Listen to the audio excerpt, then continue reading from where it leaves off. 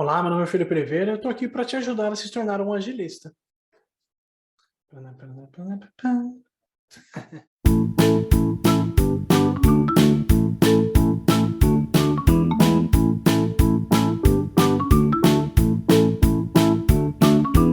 Bom, no vídeo de hoje eu quero conversar com você sobre um assunto que ele é muito interessante na hora de a gente discutir, mas às vezes na hora de compreender ele pode ser um pouquinho confuso para algumas pessoas, porque no final das contas o cálculo ele não é lá tão simples, tá?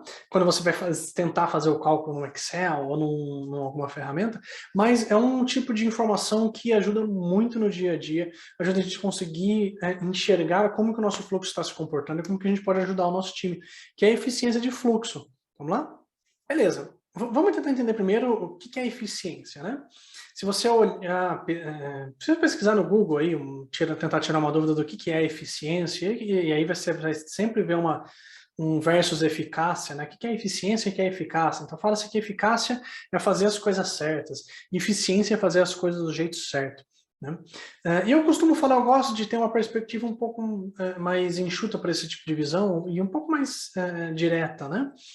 Que enquanto eficácia eu estou de fato entregando os resultados, entregando aquilo que eu me comprometo, entregando os objetivos, a eficiência envolve os mecanismos que eu uso para conseguir fazer com que o processo de construção e entrega daquele produto ou serviço eu esteja gastando o mínimo de recursos, o mínimo de tempo, gerando o mínimo de desperdício, quiçá zero desperdício, para conseguir fazer a entrega com o meu cliente de forma adequada. Tá? E o desperdício pode ter N representações no nosso dia a dia, não são só os 7 desperdícios do Lean, né? Quando a gente olha para o dia a dia, não é só superprodução, ou estoque, ou defeito, ou transporte, ou movimentação, etc. Eu também tenho questões digitais, questões políticas, questões de informação, desperdício da informação, tá? Mas no final das contas, quando a gente fala de eficiência, a eficiência de fluxo ela tem uma perspectiva dupla. Tá? Ela tem duas visões. Então a gente precisa entender um fluxo de trabalho primeiro antes de a gente falar sobre eficiência. Vamos lá. Quando a gente fala de eficiência de fluxo, qual é a primeira visão que a gente tem que pensar? Tá? Quais são as representações que a gente tem que ter nesse cenário? A gente tem que ter primeiro a visão do que é o fluxo. Tá? Então eu tenho que ter aqui uma visão clara de quais são as etapas do meu fluxo, do momento que eu iniciei a demanda até o momento que eu a concluí. Beleza? E eu tenho que entender aqui quais são as etapas, quais são as colunas que percorrem esse fluxo aqui. E aí podem ter várias. Tem gente que tem aqui o básico to do, doing, done, to do, doing, validação, done, to do, doing, fila de validação e validação, done. Então tem de acordo aí com o fluxo de trabalho que você tem no dia a dia. Tá? Então digamos que você tem ali diversas coluninhas no seu processo. E quando a gente fala de eficiência de fluxo, é o quanto que aquele fluxo de trabalho está eficiente no tempo. Tá? Então é importante que você consiga discernir entre dois tipos de filas, ou dois tipos de etapas, ou dois tipos de tempo nesse fluxo aqui. Então vamos entender, por exemplo, que nesse fluxo eu tenho o lead time, ou cycle time, vai depender aí de como você está extraindo. Tá? Durante o seu fluxo você tem o cycle time, ou lead time. E nesse lead time você tem dois tempos. Primeiro é o tempo de trabalho, ou job time, tá? Ou work time, ou touch time. Tá? Você pode ter essas diferentes nomenclaturas para a mesma coisa. Tá?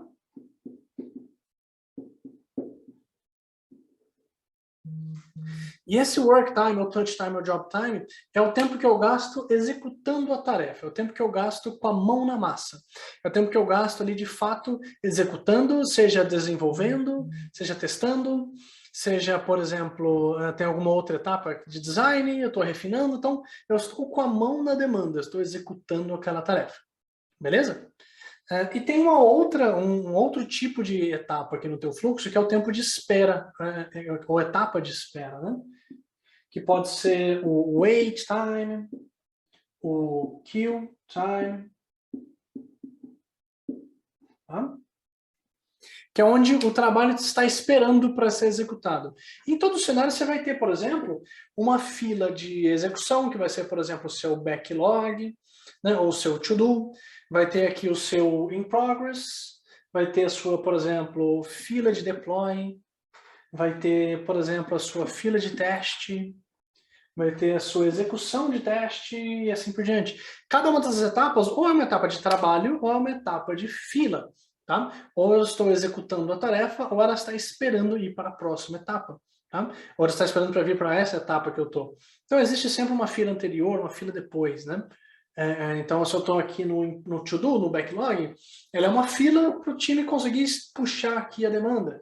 Beleza, eu estou executando. Depois que eu executar, eu vou para uma fila de deploy. Ele está esperando a demanda ir para o ambiente de homologação. E quando ele estiver no ambiente de homologação, ele vai ter aqui uma fila de teste. Ou seja, ela vai esperar alguém puxar, né, o teste em si. Tá? E aí podem ter N tipos de filas no teu processo, antes ou depois disso. Às vezes eu posso ter aqui fila de produção e depois produção, ou tem fila de produção, produção e fila de divulgação e divulgação, às vezes é isso. Tá? Antes disso aqui também, eu posso, antes de to-do, eu posso ter refinando, estou refinando a demanda ou preparando a demanda. Então vai de acordo muito aí com o seu cenário, com o seu contexto. Tá? Dado isso daqui, sabendo essas diferenças, você tem que entender que dentro desse lead time, o lead time ele é composto pela somatória desses tempos. Tá? Então todo lead time tem, se eu estou falando desse fluxo, ele é a soma desses tempos todos que você tem aqui. Então você tem que compreender qual é o tempo gasto em etapas de fila e qual é o tempo gasto em etapas de trabalho. Então se eu tenho um lead time de 10 dias, e eu tenho aqui, por exemplo, um tempo de trabalho de 4 dias, então se eu somar tudo, gastou um dia em progress, 2 dias testando no ambiente e outros 1 dia fazendo uma validação final, uma regressão, sei lá. Tá? 4 dias eu gastei em touch time, executando, então 6 dias de fila, ok? São essas duas representações que você consegue obter aqui. Então, 4 dias de trabalho e 6 dias de fila. Tá? Legal. Então, como é que eu consigo descobrir a eficiência? Eu tenho que ter, tendo esses números, fica fácil. Se eu tenho lead time, eu tenho o tempo que eu gastei em trabalho, então eu tenho que pegar esse número 4 aqui, ó, e dividir pelo tempo total. Tá? 4 sobre 10 vai dar um total aqui de 40%. Então, esse lead time aqui, esse card, essa demanda aqui, por exemplo, digamos que é uma demanda que tem um lead time de 10 dias. A eficiência do fluxo é de 40%. E claro que eu não vou pegar de uma demanda apenas. Eu posso ter uma análise sobre uma demanda especificamente, mas eu preciso ter uma visão de todas as minhas demandas. Então, pegando os últimos 2, 3 meses, qual foi a eficiência desse fluxo? Então, eu tenho que ter a visão de qual é o lead time. E aí, se você for usar a média, por exemplo, pega lá o lead time médio. E eu preciso entender qual foi o tempo gasto desse lead time em trabalho. Digamos que eu obtive 30%, 40%, 50%, 60% gasto em trabalho. Somando tudo lá, tal, isso é o quanto eu gastei. Né? Então, desses 12 dias, de toda a minha margem aqui, ó, desses 12 dias de lead time, eu consigo dizer que na média são 3 dias de trabalho, ou 5 dias, ou 6 dias. Divido um pelo outro, eu obtenho aqui a minha eficiência, que quer dizer o quê? 40% do tempo é gasto em etapa de trabalho, executando a tarefa, e 60% do tempo é gasto em fila. Beleza? Pode ser que eu tenha mais, pode ser que eu tenha menos, isso vai do dia a dia. Ok? Legal, pessoal. Beleza, Felipe, você me explicou o que é eficiência de fluxo, mas para que eu vou usar esse negócio, né? Bom, entenda o seguinte, se o seu fluxo de trabalho aí, no ponto que você pega, né? Se você for medir a eficiência desse fluxo e ele der, por exemplo, 10%, quer dizer que as demandas no seu fluxo de trabalho permanecem em etapas de trabalho apenas em 10% do tempo. Então, se ficou 20 dias, apenas 2 dias foram de trabalho, o resto foi fila. Tá? Então, esse tipo de informação, a eficiência, ela te mostra que o teu fluxo de trabalho está tendo muita fila. Está tendo uma quantidade severa de dias que a demanda fica esperando para alguém puxar. E claro que isso pode ter suas N causas. A eficiência de fluxo não vai te dizer a causa. Por que as minhas demandas ficaram em fila? Ela não vai te dizer isso. Mas ela vai lá apontar, olha, tem um problema aqui. Tá? É um complemento na hora de analisar um CFD, na hora de analisar seu cycle time, sua vazão, você vai conseguir complementar e dar um potencial início de investigação. Você olha lá seu cycle time, está 20 dias, fala, vamos tentar entender? Você olha lá a eficiência, 10%, opa, tem algum problema nas filas aqui. Você vai lá, olha o CFD, olha, as filas que estão mais gritantes são essas daqui. Você vai complementando os seus problemas e onde que você pode encontrar. Então é algo que te ajuda a realizar a investigação de um problema. Agora você pode me perguntar assim, Felipe, mas beleza, eu identifiquei a eficiência do fluxo, a eficiência daquele meu time é de 75%. É uma eficiência alta, 75%, pô, altíssima. Quer dizer que esse time está entregando super bem, então? Não necessariamente. Pode ser que o seu cycle time, o seu lead time, continue em 20 dias, em 30 dias, mesmo com uma eficiência grande assim. Então, o que quer dizer isso?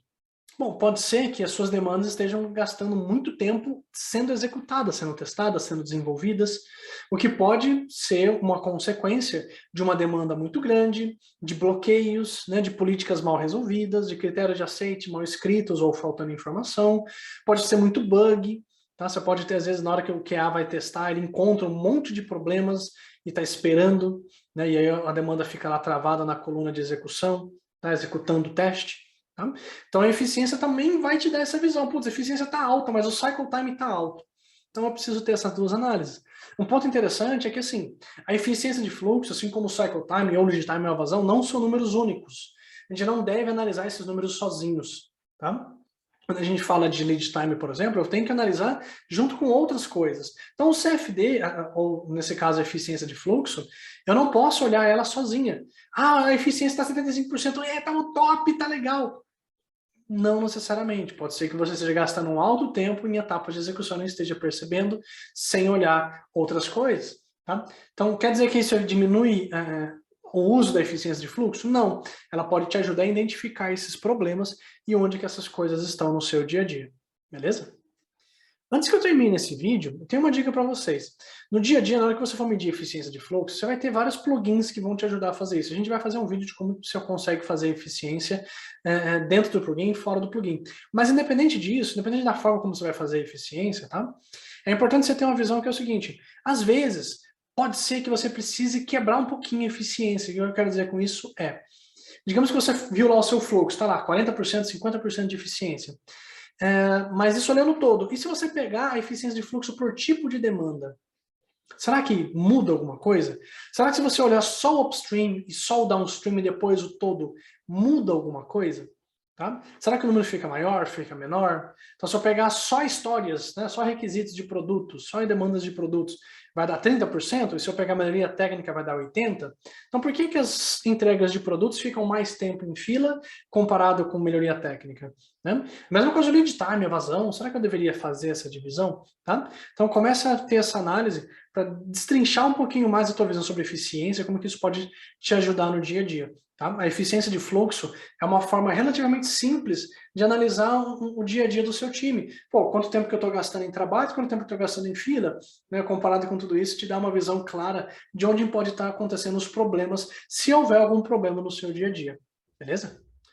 Beleza, galera? Espero que vocês tenham gostado desse vídeo, espero que ele tenha sido uma explicação simples para você. A gente vai fazer outros que vão falar especificamente sobre formas de construir uma eficiência de fluxo, tá? Então, qualquer dúvida podem comentar aqui. Não se esqueça de se inscrever no canal, curtir o vídeo e compartilhar com as pessoas. Tem muita gente que precisa desse conteúdo e não está conseguindo ter acesso. Então, compartilha e vamos levar essas coisas para as pessoas, para elas terem ajuda no dia a dia. Valeu!